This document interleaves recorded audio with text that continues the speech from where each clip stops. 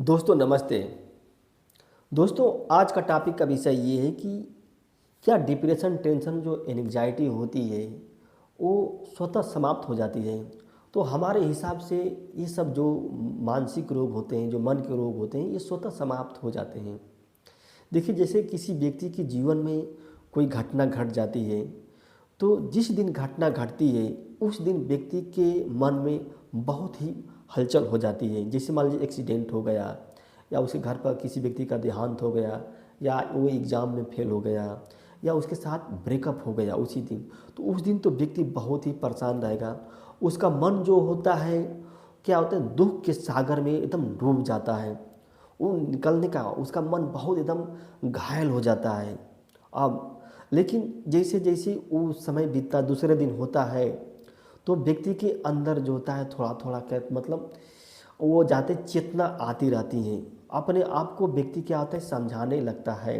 क्योंकि अगर वो नहीं समझाएगा तो करेगा क्या। जैसे हमारे है, अगर हमारे साथ अगर कुछ कोई भी घटना घट जाती है तो हम क्या कर सकते हैं। इस दुनिया में हमारे पावर क्या है, शक्ति क्या हो जाती है।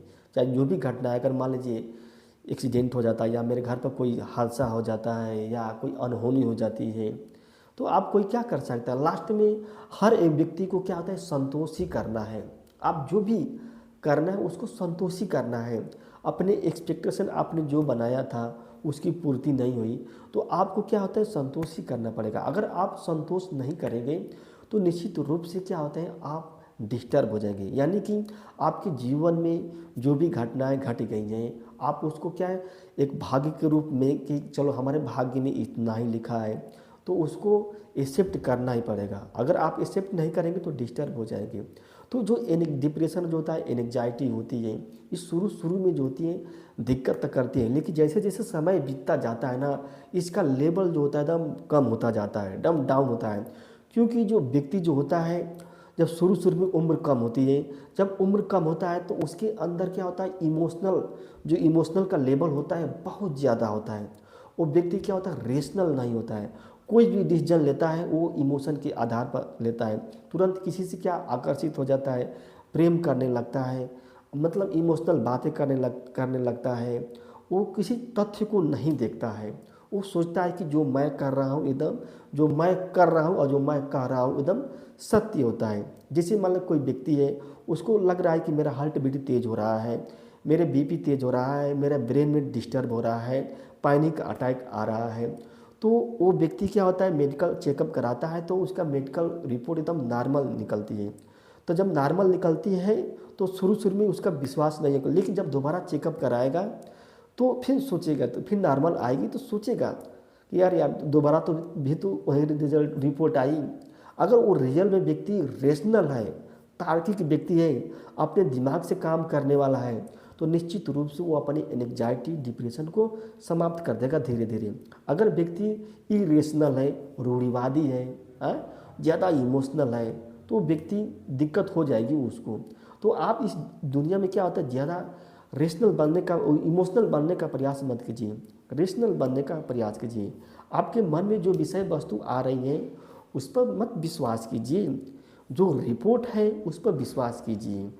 और बात रही कि मन के घाव की ना, अगर आपके जीवन में कोई घटनाएं घटेगी तो मन का घाव जो होता है धीरे धीरे भरता जाता है। जैसे जैसे समय आएगी आपके मन जो होता है मजबूत हो जाएगा, उसका घाव भरता जाएगा। आपको आपके अंदर क्या है, मेच्योरिटी आएगी। लेकिन और एक समय के बाद ऐसा आ जाएगा आपकी एकदम लाइफ एकदम नॉर्मल हो जाएगी, किसी प्रकार की कोई दिक्कत नहीं हो पाएगी। जैसे मान लीजिए हम एक बार पढ़ रहे थे, तो उसमें एक व्यक्ति था।